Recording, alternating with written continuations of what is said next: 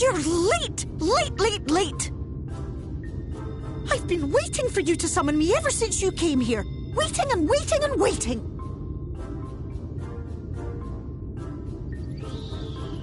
But my sapling didn't so much as utter my name. Such a heartless thing she is. Cold and cruel and heartless!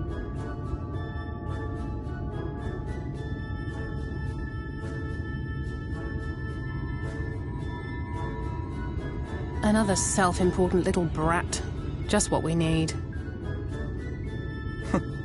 Reminds me of my childhood.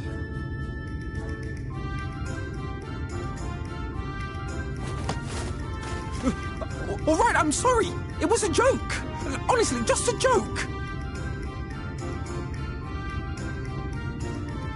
But Just now you called for me so earnestly, so fervently. I couldn't possibly stay angry at you. Very well. As your lovely branch, I will lend you my strength.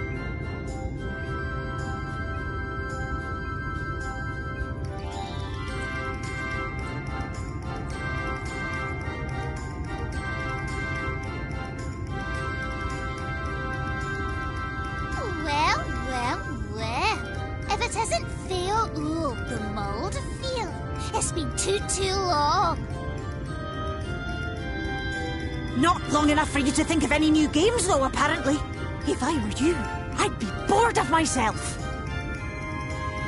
Now let me make something clear. That mortal is mine. No matter what you do, she will never be yours. Never, never, ever! Oh, not even a bit. But what about the others? Surely we can keep them. No, no, no! You can't keep them either! They're for my amusement and mine alone! And if you lay so much as a finger on my sapling, I'll scatter the contents of her bag all over your precious village. There'll be cold, hard metal, furry, festering food, stinky, sweaty small clothes, and all manner of other terrible, unmentionable things. How would you like that,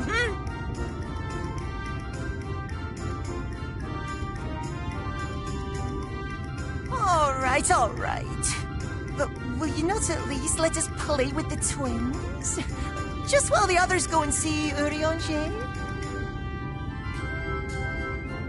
Aye, that's all we ask. And we promise we'll play nicely. It seems we won't be joining you. Aye! We'll reveal the hidden Fernic to you at once.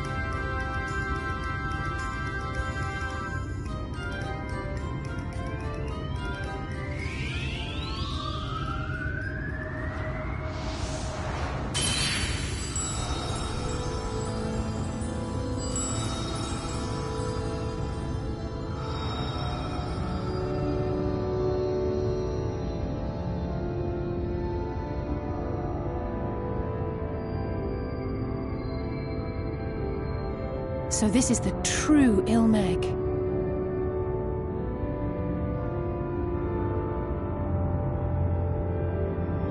How are you feeling? Better. I think I remember the way now. Apologies for the delay. Shall we go and see Urianger?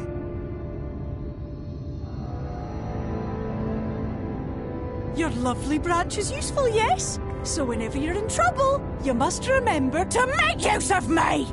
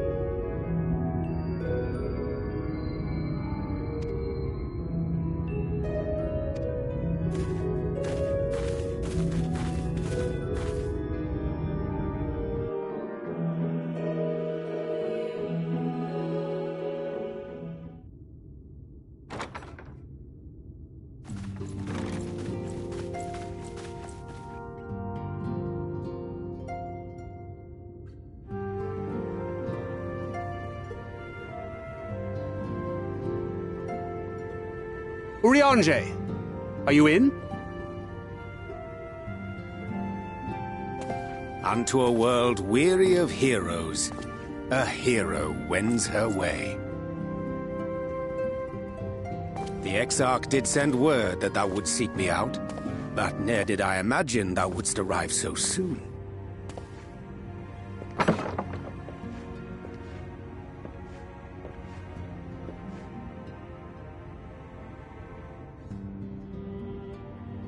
Full glad am I to see thee once more, my friend, and none the worse for thy travails.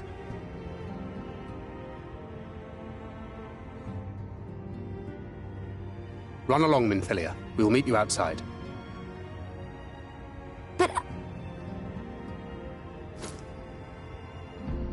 Another one for you to imbue, if you'd be so kind.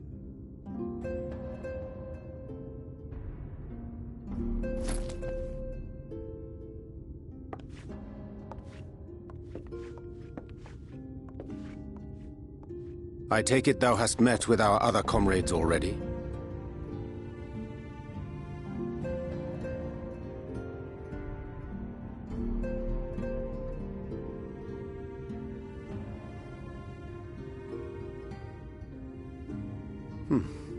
That Master Alphino and Mistress Alize now travel in thy company is of great comfort to me. As for the rest, it beginneth in earnest. The hunting of the Light Wardens, and perforce the war with Yulmore. Hark thee then to my words, and through them behold the vision that I did glimpse, that of the 8th Umbral Calamity.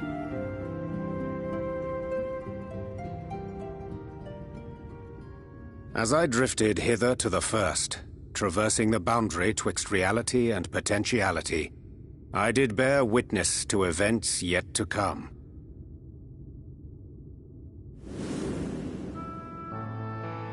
There I saw the combined forces of Eorzea and the Far East offering fierce resistance to the legions of Garlemald. So fierce, in fact, that they did begin to push the enemy back. Ilm by painful ilm at first, then Yalm by Yalm, and Malm by Malm in time. Yet the joy they felt was short-lived, for in so doing they did force the Empire's hand. Faced with defeat, the Garleans turned to a weapon most vile: Black Rose.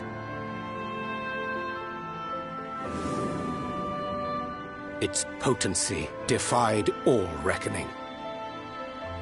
Once released, the gas took on a life of its own, wreaking untold carnage not only in Eorzea, but in the provinces of the Empire besides. From fighters upon the front lines to babes in their beds, none were spared. And as the casualties became too numerous to count, so did the fabric of civilization begin to unravel. Nor did the land itself escape unscathed, for spreading from the site of its release, Black Rose brought death to the very soil. To survive amidst the chaos and upheaval, men came to live by the sword, the rule of law giving way, inevitably, to the rule of might. Thus was the spark struck and the fire kindled, and swiftly did it spread as a blaze in a field of straw to engulf every corner of the world. Nations worthy of the name did then cease to exist. And those souls brave and true who might have risen to restore order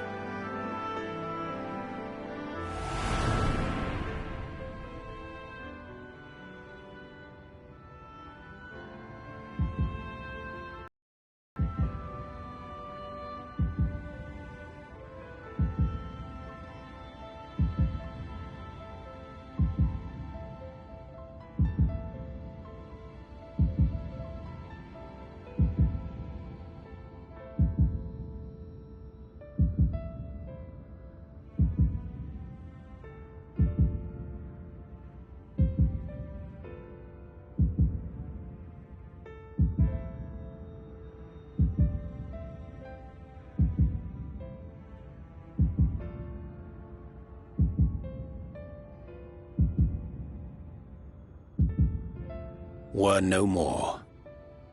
For the weapon spared not one, not even thee.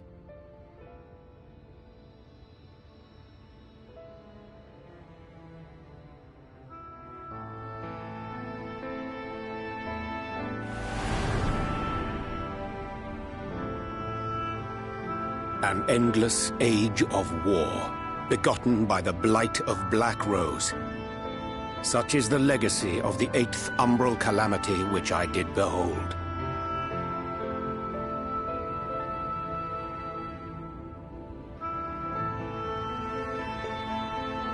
No matter the cost, we must forestall this tragedy. To that end, I have labored during my sojourn in this world, discovering in so doing the answer to a pressing mystery. That of Black Rose's inexplicable potency. Come.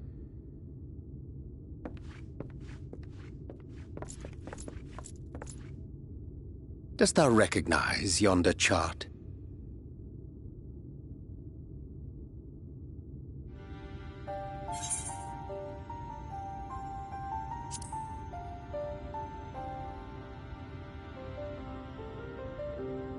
Indeed. 'Tis a rendering of the elemental wheel, such as one might find in classrooms across the source. As the chart maketh plain, our world is composed of 6 elements, in addition to which there exist 2 poles in fundamental opposition. Astral, the active; umbral, the passive. As a reflection of the source, the first naturally compriseth the selfsame forces. Yet, curiously, there is a notable divergence in their nomenclature. To be specific, the denizens of this world employ not the terms astral and umbral.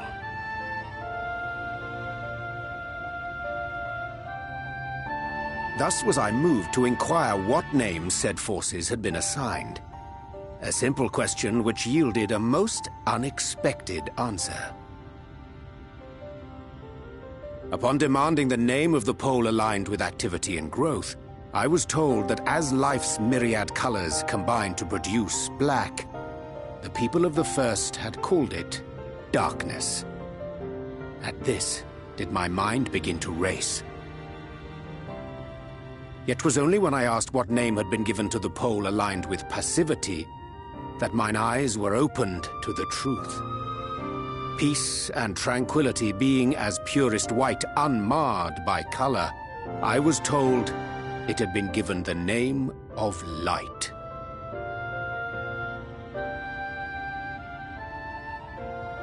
That's umbral light and astral darkness, yes? I'm no etherologist, but it strikes me that the nomenclature of the first is rooted in the generation of the 2 forces, while our own appears to focus on their effects. Which makes one wonder, have we had it backwards all this time?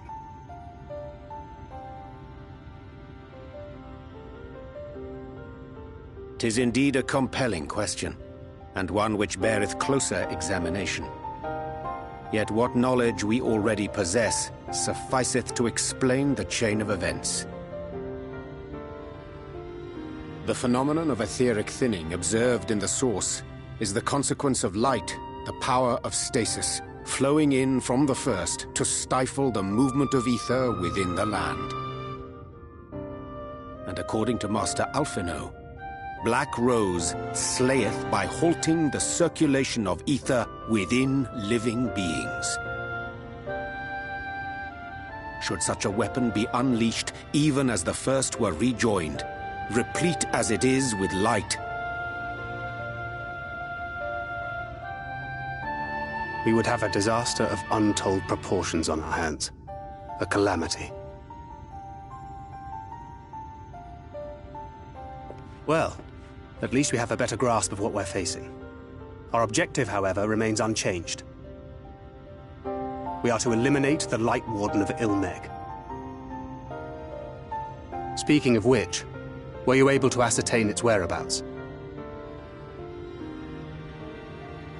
Aye. 'Tis all but certainly ensconced within Leargear, the castle which standeth in the midst of the lake. To enter said stronghold, we must needs turn to the pixies for aid. Fortunately, I have become quite adept at courting their cooperation. Henceforth shall I accompany you, and do all in my power to ensure that my vision doth not come to pass.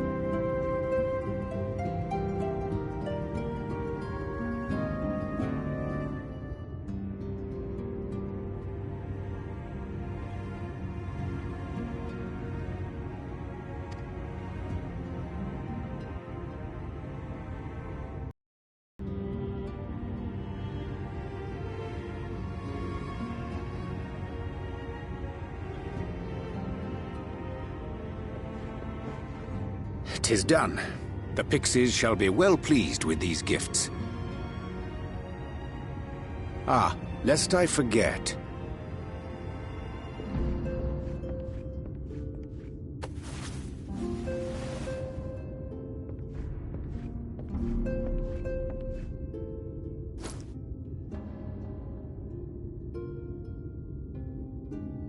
White auracite, newly forged for thy use. Our mission being to thwart a rejoining, we will most assuredly cross paths with those who crave the contrary, our eternal enemies. Thus did I choose to abide in this ether-rich land, the better to fashion a trap for the Ascian's essence.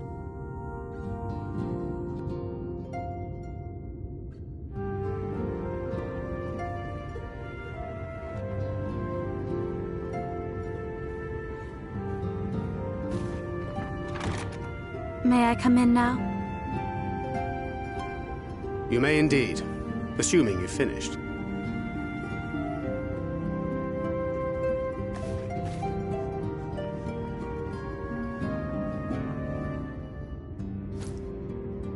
I did as you asked. That's my girl, thank you.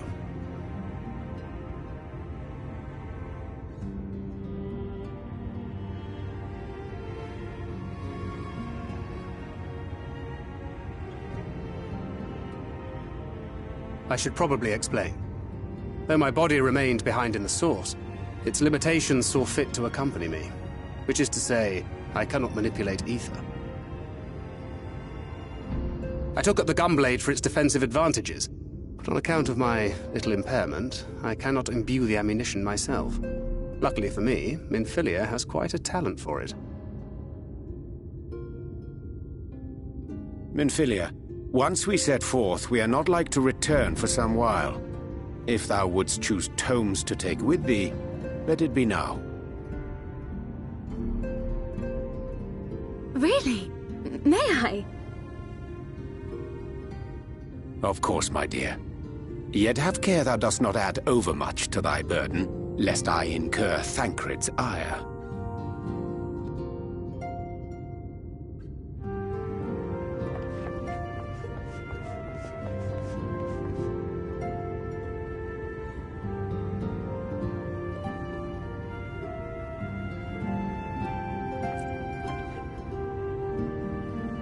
Hast thou spoken to her of thine encounter with the Minfilia of Eld?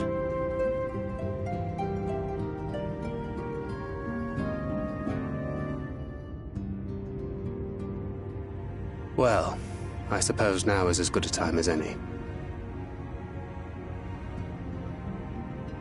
As you know, I freed young Minfilia from captivity in Yulmore some 3 years past. Not long after, the two of us journeyed to the south of Armareng, to the edge of the Empty, where the flood was halted. 'Twas there that she awakened. The Minfilia of old. My Minfilia.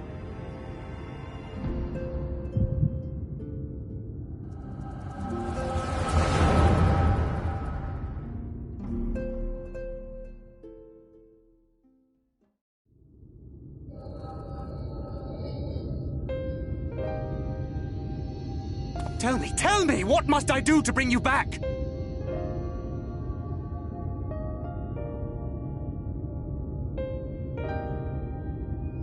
My dearest Thancred, as I am now, I am no different from an Ascian. This child is but a vessel. One of many I have used that I might spread word of her enduring blessing and preserve the flame of hope. In my name, each has died, never having lived her own life. I have taken enough from these children. I will take no more. But what of your suffering? Your sacrifice? This isn't fair! I will not stand for it. I cannot! There must be something we can do. Tell me!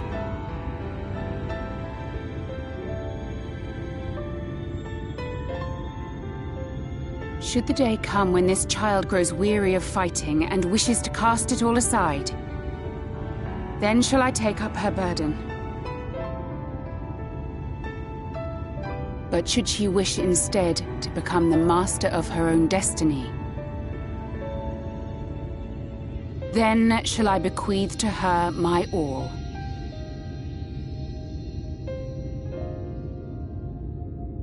Imbued with the strength that I reserve for rebirth, she may come to wield my powers as her own.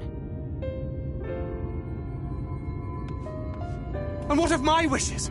What of Flamine's? What of all the people who love and care for you and want nothing more than to see you again?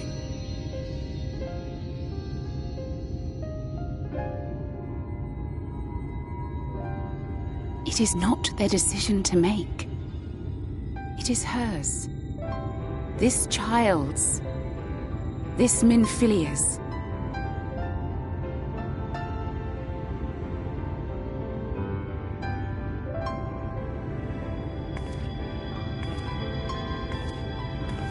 You have ever watched over me, Thancred.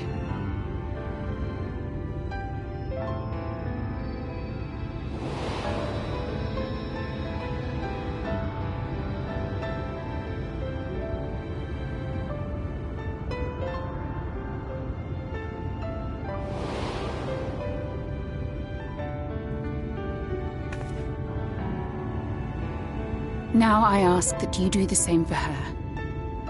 Protect her. Teach her. Stand by her as you stood by me. There is much and more she does not know. She needs a guide to show her the ways of the world, or she will never find her own path.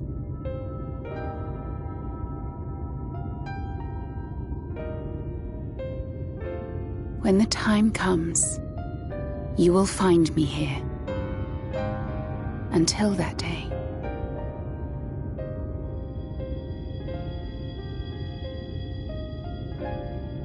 Minfilia, wait!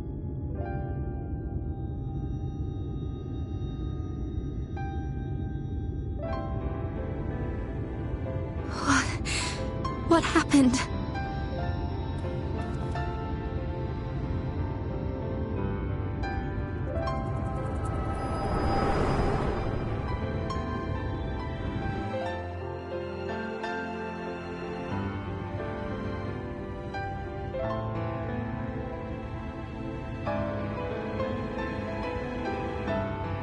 And then she was gone.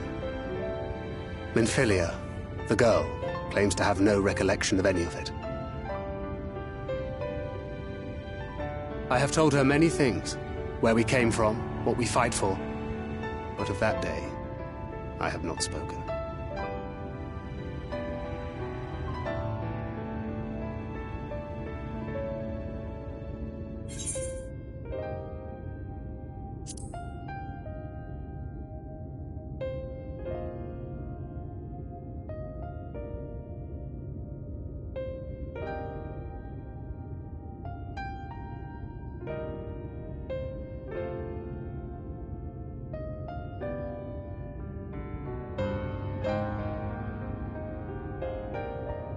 With the coming of another possessed of the blessing of light, the first hath begun to rise up in defiance of its fate. The question remaineth, however, who shall take up the flame of hope which Minfilia hath borne for so long? Whether we will it or no, the choice must soon be made.